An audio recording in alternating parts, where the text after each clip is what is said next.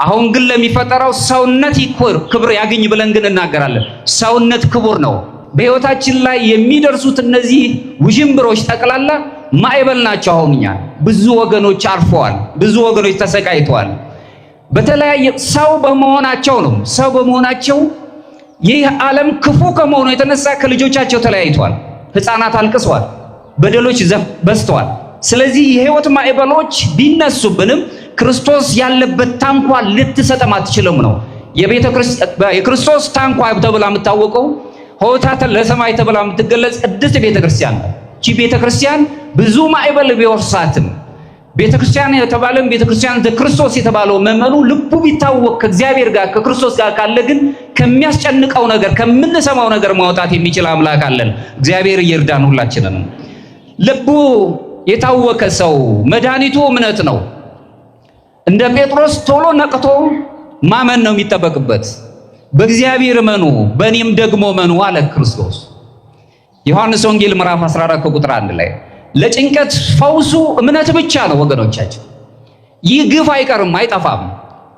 ለምሳሌ በመጀመሪያው ክፍለ ዘመን እስከ ሁለተኛ ክፍለ ዘመን የነበረው ቅዱስ ኢግናቲዮስ ወይም ደግሞ አግናጢዮስ ምጥውል አንበሳ የተባለው ታላቅ አባት በዘመኑ የነበሩት አላውያን ተነስተው ከሮም ግዛት ውስጥ አንጾኪያ ድረስ ሄደው ይህንን ያስተምር የነበረውን ስለ ክርስቶስ ያስተምር የነበረውን ታላቅ አባት በሰንሰለት አስረው ወደ ሮም ወሰዱት። ከኔ ጋር ናችሁ? ወደ ሮም ወሰዱትና በዚህ ሰዓት በሰንሰለት አስረው ከአንበሳ ጋር ታግሎ እንዲሞትና ጭካኔ የተሞላባቸው ልባቸው ውለታ ብዙ ተነግሮ አያልቅም፣ ኃጢአተኛ ነው ብለህ ሰው አትንቅም። ወደ ሮም ወሰዱትና በዚህ ሰዓት በሰንሰለት አስረው ከአንበሳ ጋር ታግሎ እንዲሞትና ጭካኔ የተሞላባቸው ልባቸው የታወከ ጭካኔ ያለበት ሰው ፈሪ ነው። ገዳይ ፈሪ ነው። ስለሚፈራ ነው። የማይፈራ ሰው ግን ፊት ለፊት እውነታውን ይጋፈጣል።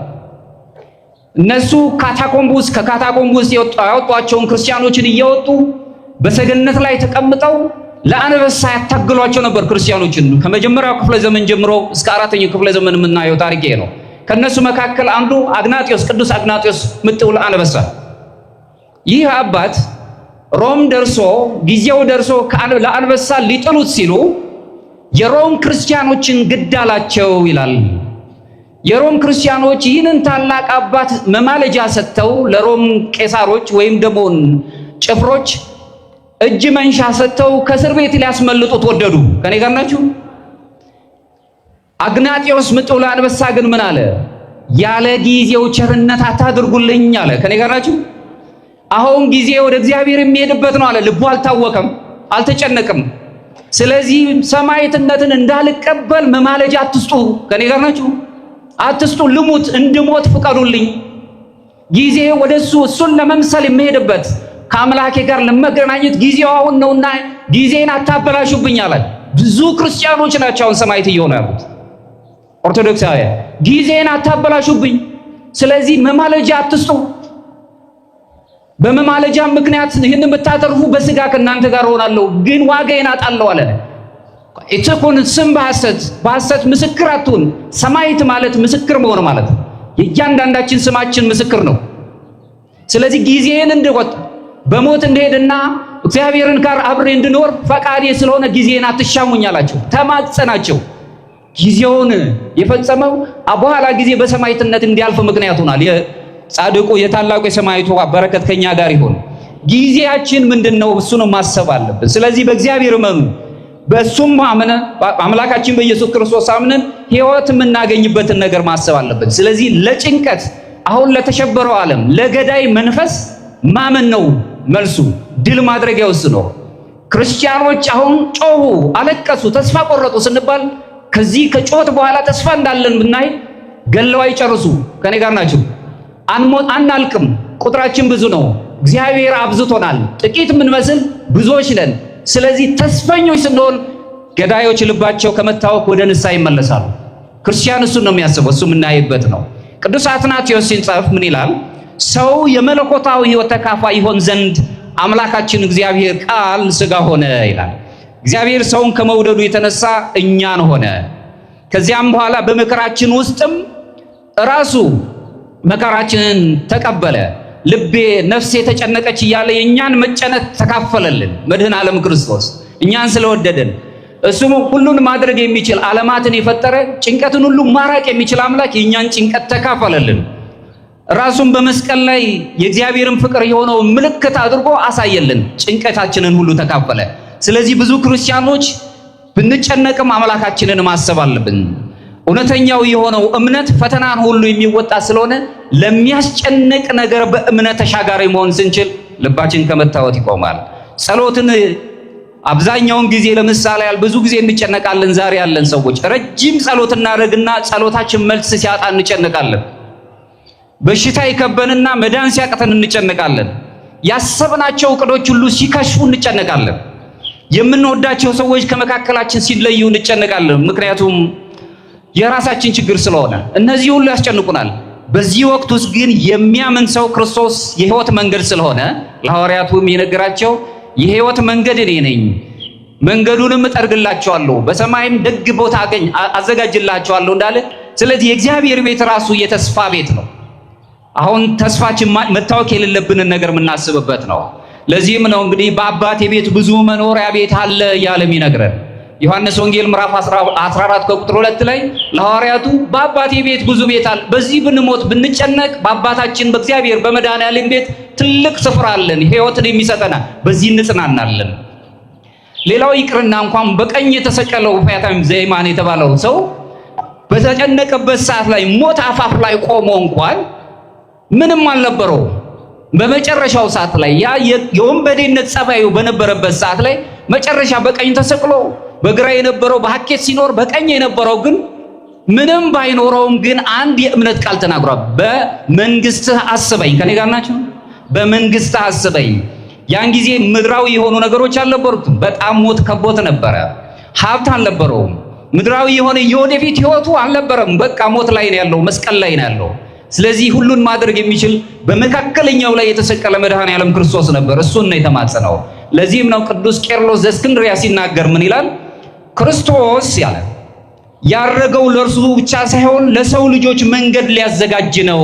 ያረገልን አምላካችን ያልተዋሃደውን አላሳረገውም ነው የሚለን። እኛን ወደ ላይ ሊወስደን ሲያስብ የተጨነቅን የታወክን ሰዎች፣ ቤተሰቦቻችን የተበተኑ አሁን የምንሰማቸው የሚያስጨንቁ ነገሮች ሁሉ የረበሽን ሰዎች እግዚአብሔር ስለሚፈልገን ወደ ላይ ሲያርግ ለኛ እርገታችንን ሊባርክ መንገድ ሊያዘጋጅልን እዛ ተገኘ። በመጨረሻው ሰዓት ላይ እንግዲህ ዘመናችን በጣም ከማስጨነቀው የተነሳ ግፍ የሚሰሩ ሰዎች ብቻ አይደለም፣ በጣም ሀብት የሚባለው ምንጩ የማይታወቅ የምንኖርበት ደግሞ ዓለም በጣም ልጆቻችንን የሚነጥቀን ቴክኖሎጂ የበዛበት ስልጣን ያላግባብ በሰዎች እጅ የወደቀበት ስልጣን ኃላፊነት መሆኑ ቀርቶ ራሱን የቻለ በሰዎች ላይ ጡንቻን የሚሰነዘርበት በማህበራዊ ክብር ውስጥ ይኖር የነበረው የሰው ልጅ ማህበራዊ ክብሩ ተነፍጎ ሰው በሰውነቱ ሳይነግስ እንዲሁ ያለውና የሌለው የሚባልበት አንዱ ድሃ አንዱ ሀብታም የሆነበት ዓለም እግዚአብሔር ሲፈጥረን ሁላችንንም ሰውነታችንን አክብሮ የፈጠረ በአንድ ጀንበር ጥልቀት አብሯችን የነበረው ሰው ላይ የደረሰበት የድሃው ድሃ የሚሆንበት በዚህ ዓለም ላይ ስለምንኖር ማህበራዊ ፍትህ ራሱ ማህበራዊ መዋቅራችን ተመሰቃቅሎብን አንዳችንን የማያናይበት ቀደም ብለን ጎረቤት እንጠያየቅ የነበርን ዛሬ ግን እኔ ብቻ ምን አገባኝ እኔ ይሄንን አይመለከተኝም የምንልበት ስቃይ ውስጥ ስላለን ልባችን በጣም ይታወካል። ስለዚህ ልብ በመለኮታዊ ሕይወት ውስጥ ተካፋይ ሲሆን አሁን ኦርቶዶክሳውያን ይሄን ነው ኦርቶዶክሳዊነት የመለኮት ባህሪ ተካፋዮች ናቸው ነው የሚለን ቅዱስ ጴጥሮስ ሲነግረን። የመለኮት ባህሪ ተካፋዮች ማለት አማልክት ዘበጸጋ እንኖራለን። የአማልክት በስጦታ አማልክት እንባላለን። ትልቅ ማይረግ ነው ያለን፣ በዚህ ውስጥ እንኖራለን። ስለዚህ በጸሎት የምንተጋ በጾም በንስሐና በሥርዓተ ቤተክርስቲያን በሚስጥራተ ቤተክርስቲያን ውስጥ የምንኖር ከሆነ አሁን የምንሰማቸው ነገሮች ሁሉ ከመታወክ ነፃ ያደርገናል። አናስብም አይደለም እናስባለን። ነገር ግን ሁሉን ማድረግ የሚችል እንዳንታወክ የሚያደርግ መድኃኔዓለም ከኛ ጋር ካለ ሁሉን ያሳልፈናል ብለን ያለ ልባችሁ አይታወቃል። መጨረሻ ላይ በበሽታ ውስጥ ያለ ሰው በክርስቶስ ማመኑን ሲጀምር፣ በሐዘን ውስጥ ያለ ሰው ሐዘኑን ለእግዚአብሔር ሲሰጥ፣ በሞት ውስጥ ያለውን ሞታችንን የገደለልንን የትንሣኤው ባለቤት ክርስቶስን ማመን ስንጀምር አሁን ከሚያስጨንቀን ነገር ነፃ እንወጣለን። ያዘኑትን ሰዎችን እናጽናናለን። ስለዚህ ወገኖቼ አሁን የደረሰብን መከራ ክርስቲያን በዓለም ደረጃ በተለይ ኦርቶዶክሳውያን በዓለም ደረጃ የሚደርስበትን መከራ ነው። ተመልከቱ። በአብዛኛው ተያቸው ኦርቶዶክሳዊነት ተፈጥሮን አክባሪ ነው። ኦርቶዶክሳዊነት አካታች ነው። የገሌ አይል። ኦርቶዶክስ መሆን በራሱ ርትዕት ሃይማኖት ሱታፊ አምላክ አግኝቶ መኖር ነው። አማልክት ዘበጸጋ መባል የኛ ክብራችን። በዚህ ክብር ውስጥ ካለን ገዳዮች ያፍራሉ፣ ልባችን ይጽናናል። ያዘኑት ሰዎች፣ በሰማዕትነት የሄዱት ሰዎች እግዚአብሔር ዋጋቸውን እንደ ቅዱስ አግናጤዎስ ይከፍላቸዋል። ለዚህም ታላቅ ማዕረግ ያበቃቸዋል። እኛ ቢያንስ የአንደበት ምስክሮች መሆን አለብን። በሕይወታችን ስለ ሰዎች ልንጨነቅ ይገባል። ስለ ሰዎች ልናስብ ይገባል። ጦማዳሪዎች አሁን ተፈጥረዋል። አባት እናት የሌላቸው ልጆች ተበትነው አሁን አሉ በዓለማችን በሀገራችን ላይ። በየቤቶቻችን የሚያስጨንቁን ነገሮች አሉ። እኒህን ሁሉ የሚያስጨንቁንን ልብ የሚያቡኩ ነገሮችን አምላካችን አንስቶልን ያዘኑትን አጽናንቶ ሀገራችንን ሰላም ያደርግልን። ልባችን አይታወክ አይደንግጥ። አምላካችን መድኃኒታችን ኢየሱስ ክርስቶስ ከኛ ጋር ነው ያለው። አምላካችን ኢየሱስ ክርስቶስ ሲናገር በማቴዎስ ወንጌል ምዕራፍ 26 ላይ ከቁጥር 38 ነፍሴ እስከ ሞት ድረስ እጅግ አዘነች ይላል። እስከ ሞት ድረስ እጅግ አዘነች። በሐዘን ስንታወክ እናዝናለን። ሐዘን፣ ትካዜ ልብን ይረብሻሉ። መንፈሳዊ እይታችንን ሁሉ ያደበዝዙታል። አሁን የምንሰማቸው ነገሮች ከመንፈሳዊ እይታ አውጥተን ምን ሊከሰት እንደምንችል አናውቅም። ዛሬ ትላንትና ጎረቤቶቻችን ጋር የደረሰው ነገር ዛሬ እኛ ጋር ይምጣ አናውቀውም፣ እንጨነቃለን። ሌላው በኃጢአትና በበደለኝነት ስሜቱ ስንሆን እንጨነቃለን፣ እንረበሻለን። ለዚህም ነው አሁንም መዝሙረኛው ዳዊት ሲናገር በመዝሙር 51 ከቁጥር 3 ላይ ኃጢአቴም ሁልጊዜ በፊቴ ነው፣ ስለዚህ ጭንቀት አለብኝ ይላል። ይረበሻል። በኃጢአት የቆሰለ ሕሊና ከእግዚአብሔር ጋር እስኪርቅ ድረስ እግዚአብሔርን እስኪያገኝ ድረስ ፍርሃት ውስጥ ተውጦ ይኖራል። የባርነት ፍርሃት ያገኘዋል። ሌላው በጥርጣሬ የሚታወክ ልብ የፈራ ነው፣ የተጨነቀ ነው። ስለዚህም ነው የሉቃስ ወንጌል ምዕራፍ 4 ከቁጥር 38 ላይ ስለምን ትደነግጣላችሁ? ስለምንስ ሐሳብ በልባችሁ ይነሳል? አትፍሩ፣ እንደ ሞት ልጆች እኔ አልተዋችሁም። የሞት ልጆች አባት እናት እንደሌላቸው አልተዋችሁም። እኔ ከእናንተ ጋር ነው ያለሁት። አትፍሩ፣ አትጨነቁ እያለ ይነግራል። በእነዚህ ምክንያት የሰዎች ይጨነቃሉ በትንሹ። ሐዋርያነ አበው የምንላቸው ከመጀመሪያው ክፍለ ዘመን ጀምሮ የተነሱ የቤተ ክርስቲያን በተለይም ኦርቶዶክሳውያን አባቶች ሲናገሩ ግን በተለያየ መልኩ ፍርሃትን ይገልጹታል። ለምሳሌ ያህል አውግስቲን የተባለው ታላቅ አባት ሲናገር ፍርሃት ራሱ እረፍት የማጣት ምልክት ነው ብሎ ነው የሚናገረው። ሃይምሯችን ስጋችን ብቻ አይደለም ሕሊናችን እረፍት የላትም። እረፍትን እናጣለን። የዛን ጊዜ ፍርሃት ውስጥ እንወድቃለን። እሱም ሲናገር ሚናል ቃል በቃል አቤቱ አምላኬ ሆይ አንተ ለራስህ ፈጥረናልና በልባችን ውስጥም አንተ ከኛ ጋር ካላረፍክ እረፍት የለንም እያለ ይናገራል። እግዚአብሔር የሌለው ሰው እረፍት ያጣል፣ ነፍሱ ትጨነቃለች። በሞት ጥላ ውስጥ እንኳን ሳለን እግዚአብሔር ከኛ ጋር ካለ በፍርሃት ውስጥ አንኖርም። ሞትንን ፊት ለፊት መጋፈጥ እንጀምራለን። የወደቁትን ስናስብ ራሱ ክርስቶስን እንመለከታለን። አውግስቲን በዚህ አመለካከቱ እያንዳንዱ የታወከ ልብ በመጨረሻ የሚያሳየው የሰው ልጅ ከእግዚአብሔር ሲለይ ልዩ የሆነ የኃጢአት ፍርሃት ይሰማዋል። በኃጢአት ከእግዚአብሔር የተለየው ዓለም ጨካኝ ነው። ሰውነትን አያከብርም። ሰውነት ነፍስን ያጠፋል። ከሰውነት ጠባይ የወጣ ስለሆነ ሰው በሰውነቱ ክቡር ሆኖ አይታየው። በተለይም አገራችን ወይም ዓለማችን የምናያት ሰው ሆኖ ተፈጥሮ ሰው በአሁኑ ሰዓት ከጭካኔው ብዛት የተነሳ ወንዝ ሆኖ ለመሞት የቀረበ ነው። በጎጥ ውስጥ ታቅፏል። ሰውነቱን ጥሎታል። ሰው ሆነ። ቅዱስ አትናቴዎስ የእስክንድርያው ታላቅ አባት ሲናገር ቃል ክርስቶስ ወልደ እግዚአብሔር እሱ እኛን አማልክት ዘበጸጋ ያደርገን ዘንድ ሰው ሆነ ነው የሚለን። አምላካችን ሰው ሆነልን። ሰው የሆነልን አምላክ ነው። አሁን በሱ ስም የታነጸ ቤተክርስቲያን የተሰበሰበው ሰውነትን አግዝፎ አሳየው። ሰውነት ወድቆ ነበር በአዳም ምክንያት። በክርስቶስ በዳግማዊ አምላክ በዳግማዊ አዳግሞ ከፍ ብሎ የታየበት በደም የታጠበ ዋጋ የተከፈለልን ክርስቲያኖች አሁን ዓለሙ ጨካኝ ከመሆኑ የተነሳ ነፍሳት ግምት የላቸው ወድቀዋል። ሰዎች ሰላምን ራሱ የሚያዩት በሀብታቸው በክብርና በደስታ በስልጣናቸውና ሰዋዊ ጠባይ በማይሰማቸው ሁኔታ ስለሚያዩ ለመጨከል ልባቸው ወደ ኋላ አይልም። ነፍሳት ይጠፋሉ። እናት ታለቅሳለች፣ ቤት ይጎሳቆላል፣ ልጆች ይበተናሉ፣ አገር ትጨነቃለች። ሰላም ከሌለን ሰላማችን አምላካችን ኢየሱስ ክርስቶስን ሰላም የተባለው ማግኘት ካልቻለን ሁሌ ልባችን ይታወካል፣ ጨካኞች ይበዛሉ በአገር። አሁንም ቅዱስ ይስሐቅ ሶርያዊው ሲናገር አንተ ከራስ ጋር ሰላምና ፍቅርን ወይም መረጋጋትን አድርግ፣ የውስጥ ሰላም ይኑርህ። አንተ ሰላም ስትሆን ሰማይና ምድር ካንተ ጋር እርቅን ይጀምራሉ ይላል። ሰዎች ሰላም ስለሌላቸው ለጭካኔ እጃቸው የተዘነዘረ ነው። በጣም የሰዎችን ልብ ያውካሉ። መከራ ውስጥ ይገባል፣ ሰው ይጨነቃል። በዚህ ምክንያት ሰዎች ያዝናሉ፣ ያለቅሳሉ። እግዚአብሔር ግን ከሱ ጋር ካለ ለሚያዝኑት ሰዎች አትታወኩ ይላል። አሁን ከምንሰማው ነገሮች የበለጠ ተሻግረን ማየት የማንችል ከሆነ አሁንም ሐዘናችን እየበረታ ነው የሚሄደው። የሚታወኩ ልቦች መንስኤዎች አሏቸው። ቅድም እንዳስረዳሁት በእግዚአብሔር ላይ መታመን ስንጎድል ልብ ይታወካል፣ ጨካኞች ይበዛሉ። እናት ልጅ ይዛ በማህፀኗ ውስጥ ያለ ልጅን ራሱ የሚመለከት ተፈጥሯዊ እይታቸው ይርቃል። በእናቱም በልጁም ላይ እጃቸው ይሰነዘራል፣ ሞትን ያመጣሉ። ከዓለም ጋር በመጣበቅ ምክንያት ወይም ደግሞ ይሄ ሉዓላዊነት የምንለው ወይም ዓለማዊነት ጠባይ ውስጥ ስንኖር እኔና ራሴ ብቻ ብለን ስለምናስብ ስለ ራሳችን ጥቅም ብቻ ስለምንቆም የሌላው ችግር አይታየንም። ስለዚህ ሰዎች ይጨነቃሉ፣ እኛም ልባችን ይታወካል፣ ብዙዎችን እናውካለን። ሶስተኛው ስጋዊ ምኞታችን ፍትወት ፈቃዳት የምንላቸው በዚህ ውስጥ የነፍስ ሕማምንና ማምጣት እንጀምራለን። ስለዚህ ልባችን ትታወቃለች። ይህ ደግሞ ቁጣን፣ ቅናትንና ትዕቢትን በፍትወተ ስጋ ውስጥ እንድንኖር የስጋ ፈቃዳትን ብቻ እያደረግን እኔ ብቻ ይድላኝ ከሞት በኋላ ያለውን ሕይወትን ስለማያስመለክተን እኔ ብቻ ላግኝ ከሚል የተነሳ በሰዎች ላይ ግፍ እንፈጽማለን። ሰዎች ያለቅሳሉ፣ አገር ትጨነቃለች።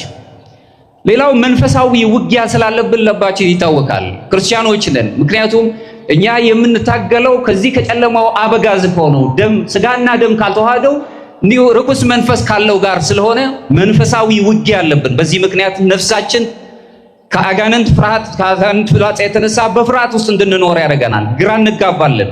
በተስፋ መቁረጥ ውስጥ በልባችን እንታወካለን፣ እንጨነቃለን።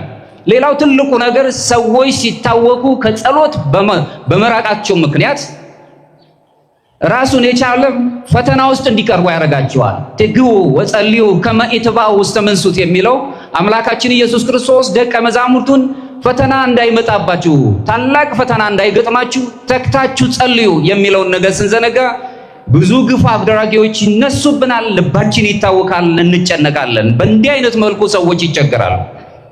የሰው ልጅ የልቡ መታወክን ስንመለከት ሰው በጣም ክቡር ነው ወገኖቼ። ሰውነት ምስጢር ነው።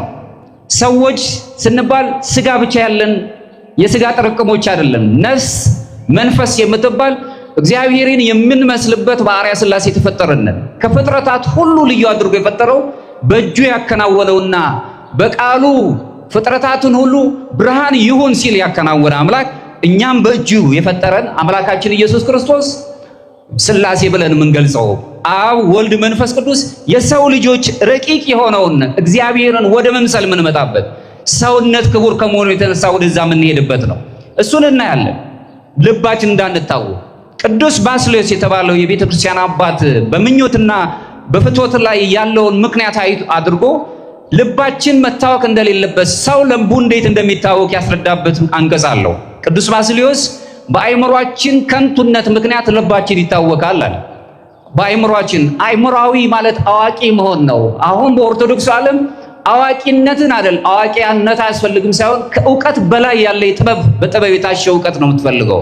ስለዚህ አይምሮን የሚመግበው እውቀት ነው። ጥበብ ወይም ማስተዋል ግን ልብን ትመግባለች። የበለጠችው ማስተዋል ጥበብ ነው። ዓለሙ አገር ላይ ያለው ነገር በጥበብ የታሸ እይታ ስለሌለው እዚሁ አፍጫችን ላይ ያለው ነገር ስለምናስብ ሰዎች በግፍ ያልቃሉ፣ ሞት ይከባቸዋል። መክሲሞስ የተባለው ታላቅ አባት ሲናገር አይምሮ በስጋ ምኞቶችና በፍትወታት ይታወካል፣ ከእግዚአብሔር ጋር ሲዋሃድ ግን ሰላም ያገኛል ይላል። የሚያስጨንቁ ሰዎች ሰላም እንዲያገኙ መጸለይ አለብን። በውስጣቸው ሰላም ስለሌለ የሚያስጨንቁ ሆነዋል። እሱን ማሰብ አለብን።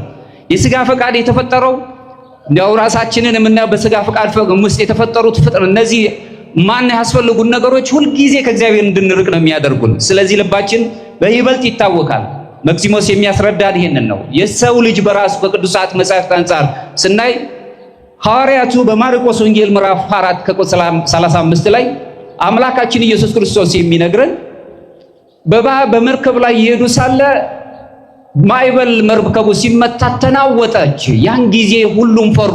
ምን አሉ እነሱ? መምህር ሆይ ስንጠፋ አይገድህምን አሉት። ከኔ ጋር ናቸው። ኢትዮጵያውያን እንደዚህ ሲያለቅሱ እግዚአብሔር አይገድውም?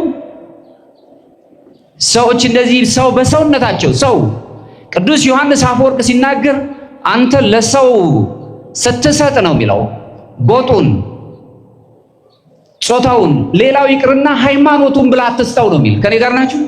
ስለ ክርስቶስ ስለ መድኃኔዓለም ብለህ ብቻ ስጠው ነው የሚለው። ይህ የሚያሳየው ሰውነት ነው። ሰው ክቡር ነው፣ ከሃይማኖት በላይ ነው። ክርስትናችን ሰው ሆነን ያገኘ ነው። ሰው በሰውነቱ መክበር አለበት።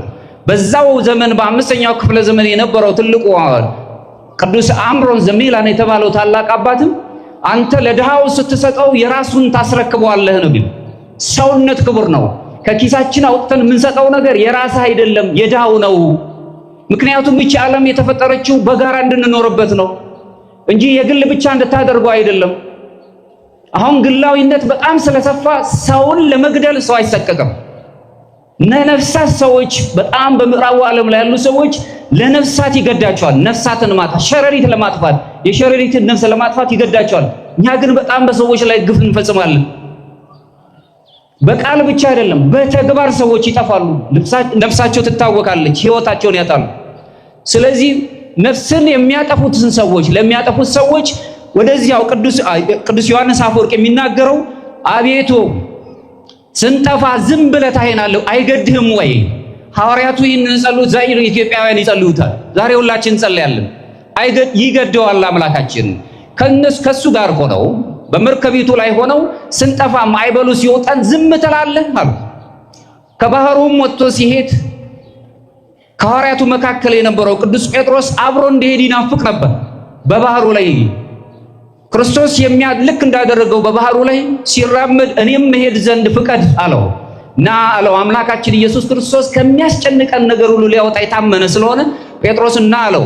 ጴጥሮስ ያን ጊዜ ልቡ እስኪታወክ ድረስ በዛ በባህሩ ላይ በእግረ ሥጋ ይራመድ ነበር። ልቡ ጥርጣሬው ሲወድቅ ግን ባህር እያሰረገችው ተወስደ ጀመረ። ያን ጊዜ ግን ጴጥሮስ በጣም ልባም ነበር። ልቡ እንደተጠራጠረና እየወደቀ በባህር ውስጥ እየሰመጠ እንዳለ ሲያውቅ እባክን ደረድኤትህን ላክልን አለው። አድነኛ አምላካችን ኢየሱስ ክርስቶስ ለጴጥሮስ ደረድኤቱን እጁን ሰነዘረለት። ከዛም አወጣው። ልብህ አይታወቅ አለው። ልብህም አይታወቅ ከዚህም ነገር ውጣ ብለዋል። ለምን ትጠራጠራለህ አለው። ብዙ የሆኑ የታወቁ ልቦች አሁን ጴጥሮስን ይመስላሉ። ዓለማችን የሚነግረን ነው። አሁን ኢትዮጵያ በጣም የምትገርም ነገር ጴጥሮስ የሄደባትን ባህር ነው የምትመስለው። ብዙ የታወቁ ወገኖች አሉ መጽናናት የሚፈልጉ። አንዳንድ ሰዎች ይገርማቸዋል፣ ዳቦ ወይም እንጀራ አይደለም የራባቸው፣ የሰው ድምፅ የራባቸዋል። የሰው ያለ የት ነው ያለህ ብሎ የሚጨንቋል። እዚህ ከመካከላችን ተቀምጠው ከዚህ ሲወጡ ለቤተሰቦቻቸው ለልጆቻቸው የሚሰጡት ዳቦ የሌላቸው ወገኖች አሉ። አሁን ግን የእግዚአብሔር ቃል ይናፍቃቸዋል አሉ። እዚህ ወጡ። በተለይ አበሻ ኩሩ ነው። አግኝቶ የነበረ ሲያጣ መለመን ያፍራል። ስለዚህ በእንተ ስማ ለማርያም ብሎ ለመለመን ስለ እግዚአብሔር ብሎ ለመለመን ይቸገራል። ልቡ ይታወካል። በዚህ ሰዓት ሲጨነቅ የሚደርስለት ጆሮን ድምጹን የሚሰማ ሰው ይፈልጋል። ብዙ ወገኖች ላይ ያሉ ጩኸታቸው የበረከተ ወገኖች እኔ ጋር እስካልደረሰ ድረስ አያገባንም እንለዋለን። ስለዚህ አይገድህምን ብለው እንደለመኑት ቅዱስ ዮሐንስ አፈወርቅ ሲናገር እዚሁ ይህንን አንቀጽ በተረጎመበት አንቀጹ ላይ የሕይወት ማዕበሎች ክርስቶስ ያለበት ታንኳን ሊያሰጥሙት አይችሉም። ከኔ ጋር ናቸው። ልባችንን ሰላም ያድርግልን። ሰላማችንን የኛ ሰላም መጽሐፍ እንደሚነግረን ታላላቆቹ ቅዱስ ሱራፌም የሚባል ታላቅ አባት ሲናገር አንተ ለራስህ ሰላም ሁን፣ በዙሪያ ያሉ በሺህ የሚቆጠሩ ሰላም ይሆናሉ ነው የሚለው። ከኔ ጋር ናችሁ። የአንድ ቤት ሰላም መሆን የብዙዎቻችን ሰላም መጀመሪያ ነው የሚሆነው። ብዙ ገዳዮች ሲበዙ ግን ገዳይ በገዳይ ነው የሚሆነው። ከገዳይ መንፈስ እግዚአብሔር ያውጣል። መድኃኔዓለም ከኛ ጋር ይሆነ ይቆየን።